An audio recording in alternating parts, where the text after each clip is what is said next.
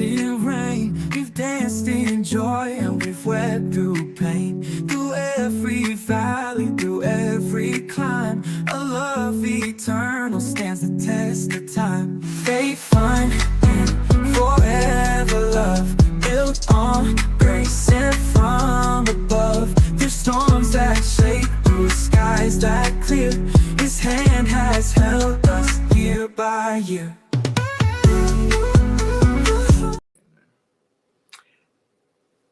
What's up, ladies and gentlemen? It is Monday, the 2nd of February. Wow. How did we get to February already? Man's disease or something. The 2nd of February. Wow. We're coming to you. We're a little bit ahead of time because we have some obligations we got to take care of. But still, it's a Magic Monday. And you know what we do on Magic Mondays? We do marriage encounters, right? What? Yes, every Monday. Every Monday. I'm here. Are you here? Most of them. All right, so we're good to go then. All right. So, hey, Marriage Encounters family, welcome to February. It's my wife's birthday month. Woo woo! Yeah, I don't know if we really get down. It's a double nickels, so I'm in double grace this year. Double nickels, whatever that means. I don't know what that means, but Whatever. But anytime it's something that says double, it makes my wallet get nervous when it says double. Oh man. But hey, it's February. It's her birthday month. I don't think we really get down with the celebrating the whole month thing. But I am. It's 55, but I'm celebrating all year. Okay, well there it is. There you have it. There you have it. So yeah, it's an all year thing. Send your cards and gifts and money in care of Bill Van to help support this one right here at P.O. Box LOVE, Marriage Encounters 2026. Send it. All right. But hey, it's February. January, we dealt with building the foundation. We went down into the basement, laid some structure. We supported some things, hopefully gave you some foundational tools that you could use to create a better happily ever after. And now as we're stepping to February, we're believing that the foundation is supported and holding like it should be. And so now we need to slap some structure on that bad boy. We need to put some 2x4, some drywall, some mud and tape and all that stuff on it so that your marriage begins to resemble a house. And then after it becomes a house, we put the flavor on it and make it a home. Yeah. And now that we're back upstairs, February is about the heart of the house because you can live in the same space and still be very far apart. This week's conversation, we're going to talk about we are together, but are we connected? So you will see in our graphic this month, the first thing that we're talking about is connection. How do we stay connected? Let's be honest. A lot of us couples are together. We're doing things and we're like ships passing in the wind. Okay. I don't know what you're doing. You don't know what I'm doing. We just kind of, we meet up in the middle. We might, have some time together. It just kind of depends on what's going on. And so we have to be, really figure out, we're living in the same house. We're living in the same space. We're doing the same routines. We have the same calendar, things that are going on. But are we connected? Right. And after 35 years of being married, we still have to evaluate where we're connecting at because it's very easy to kind of low-key disconnect. And it doesn't really mean that something went wrong. It's not an indicator that something is, oh my God, wrong, terribly wrong with your marriage. It just means that y'all got busy. Yeah. And in the busyness of life, sometimes you forget the things that matter most, especially we're out of that arena, but especially if you're raising kids and all those things and got jobs and careers. And sometimes people go back to school and all these various things. And life just gets busy. And in the busyness of life, you are just doing the routine, going through the motion, handling what needs to be handled. And you look up and you haven't perhaps even kissed your spouse in 30 days, and that can happen real easy. As a matter of fact, we talked about that the other day. I looked on my kiss calendar and my kiss calendar said, we ain't kissed in like 3 weeks or something like that. And so we had to make up for that. You know what I'm saying? But and here's the reason: it wasn't that we had a problem; we were just busy. And by the time we got ready to go to bed or we were doing things, we was both like dead tired by the time we got there. And you know, you can get in that space where you're doing things and your routines don't necessarily meet in the morning. So he was leaving, or I was leaving before he was leaving, or I was in the tub and he was gone outside to feed the sheep, or you know, there's just all kinds of things that can happen that can get you off schedule. So connection doesn't need vacation or a big date. It doesn't need, you know, any of these things. It just needs intentionality. Okay. You just have to be focused on it. And sometimes it just needs you to stop and say, hey, how are we really doing? What's really going on? You know, am I keeping a journal? Am I looking at what we're doing? When emotions connection begins to fade, physical closeness can go away. It usually struggles. And again, you may or may not notice it. It may be that you're just kind of going through and you go, oh, well, dang, you know, we haven't had time to sit down and really connect. We've been talking about bills. We've been talking about kids. We've been talking about work. We've been talking about all this stuff, but we have not really sat down and really talked about us and what we're doing and how do we stay connected. And that doesn't mean that the love is gone. I think Love the is Commodores. love. Nah, I was thinking I'm the old school. After the love has gone. You don't know Okay. that one. That's old school.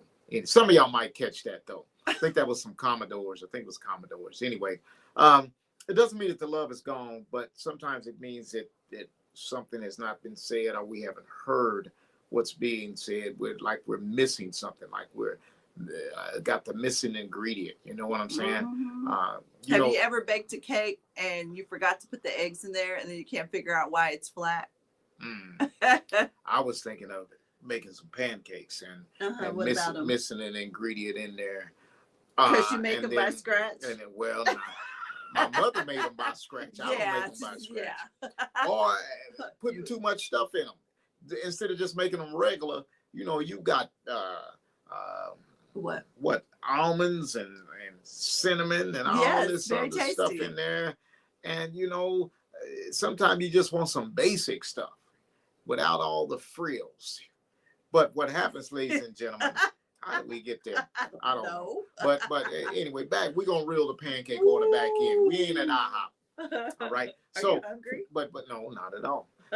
But sometimes things just start missing, and you don't even recognize they're missing until they've been gone for a minute, and then all of a sudden you're like, hey, wait a minute, we haven't done this, or whatever it is, we haven't communicated, we haven't done whatever it is, and it's at that point when you begin to recognize that you need to put steps in place to do something about it, right? Mhm. And the first thing you need to do is communicate that with your spouse and say, hey, do you realize such and such has happened or hasn't happened?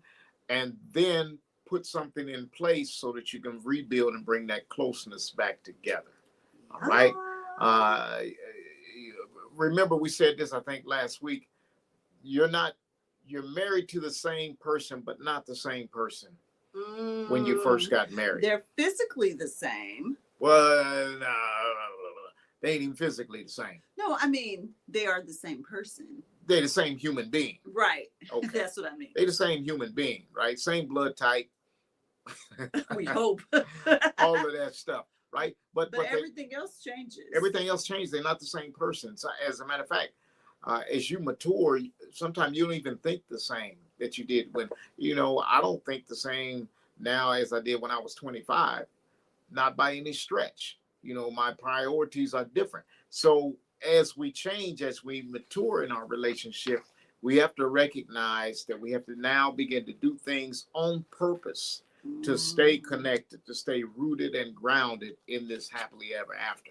I'm going to say that again. We have to do things on purpose, right? Which means you got to be faithful. How do you do something on purpose? You think about it, right?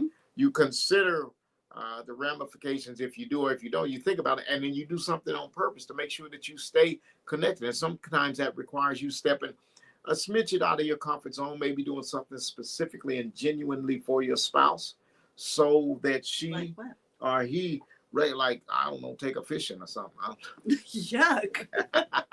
So that he or she recognizes that we are still one. Yeah. We are still connected. Yeah. Absolutely. So when you think about that, connection doesn't really have this major thing. It's just that simpleness.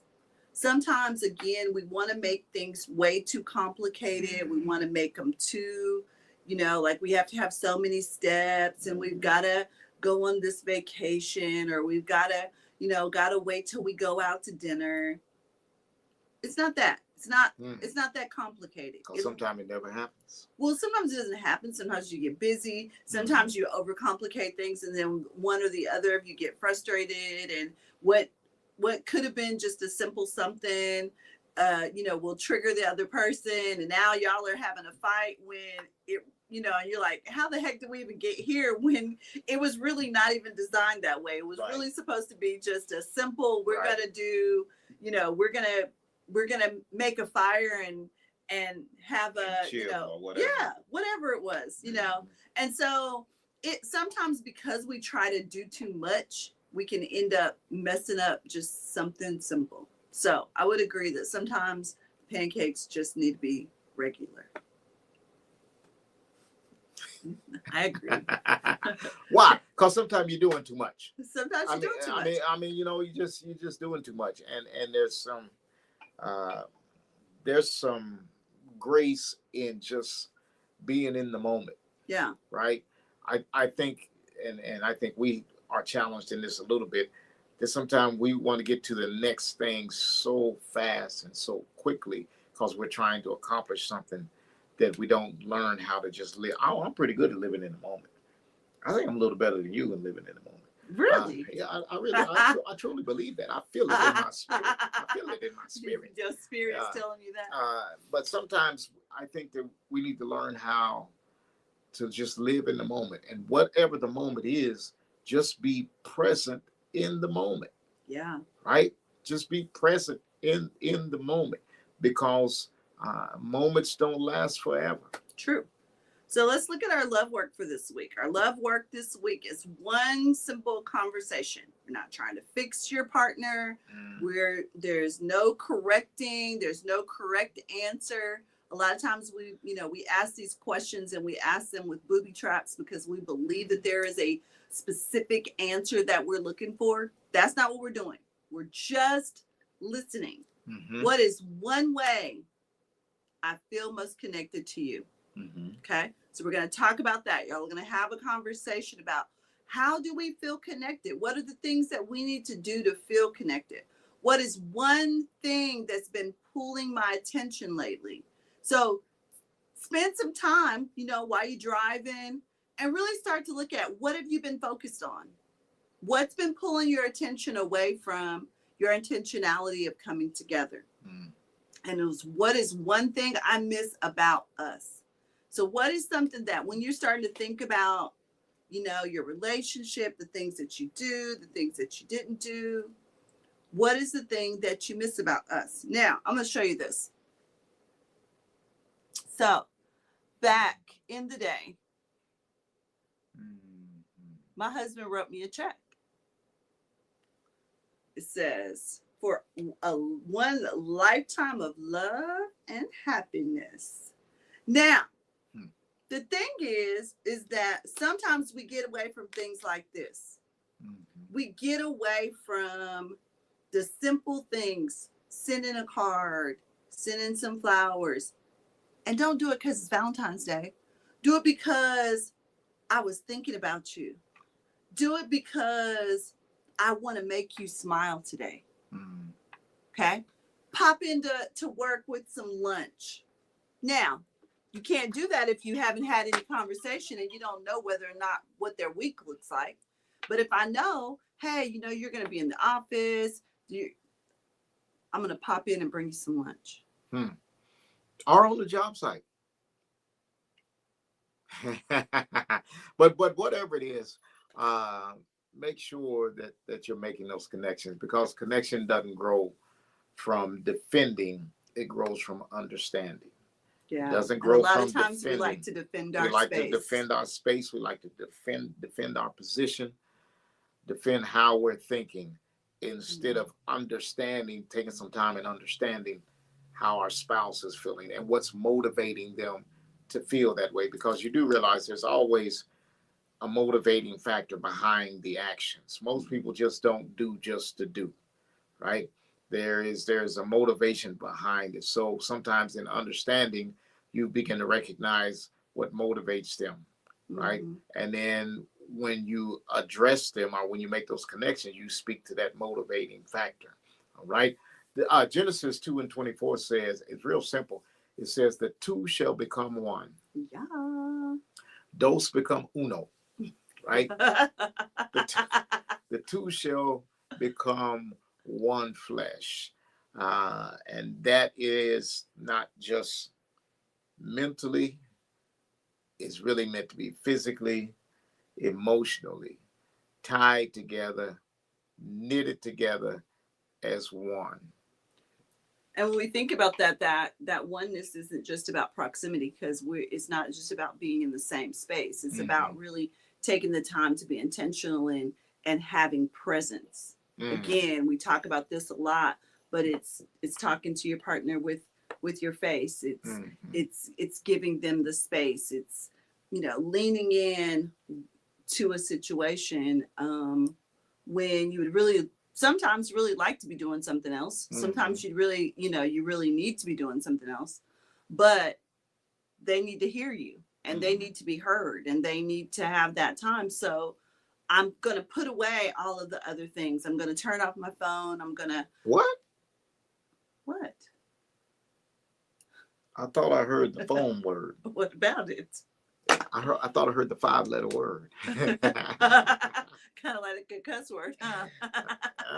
Sometime. All right. So, what are we going to do? What are we going to put aside so that we can give them our attention and we can truly connect? All right. Next week, we're going to talk about care. So we talked about connection this week. Next week, we're going to talk about care, loving with intention, not assumptions. Wow. That's How are we going to be intentional about our connection and intentional about how we care for each other? That's big. Loving with intention, not assumption, because we make a whole lot of assumptions about things, right? And oftentimes we assume wrong, and then we're mad because it didn't generate the response that we had assumed it would generate, right? When you probably should have further investigated before you assumed that, right? And that happens all the time. It happens in business, it happens in marriage, it happens in church, it happens in finance, it happens all the time, because we seem to like to project our thoughts on another person and assume that they can understand what's in our head, right? That's true. But how can somebody understand what's in your head if you don't communicate it? So it requires that communication. And ladies and gentlemen, the truth of the matter is that strong marriages just don't stay together. They stay connected. All right. Let me say that again. Strong marriages just don't stay together. They stay connected. Because back in the day, folk would stay together because that's what the Bible said. Or because it was financially feasible. Right. We had kids to raise or whatever. And I'm not saying any of those reasons are wrong, because some marriages have stood the test of time, and sometimes for a period of time that was the reason, but then maybe it reignited the passion, right? And they realized how much they loved each other, but maybe for a while it was them kids or whatever it was. So I'm not saying that that's wrong. I'm just saying that strong marriages don't just stay together, they have to stay connected. All right. So until next week, keep building your relationship with faith, fun, and forever love.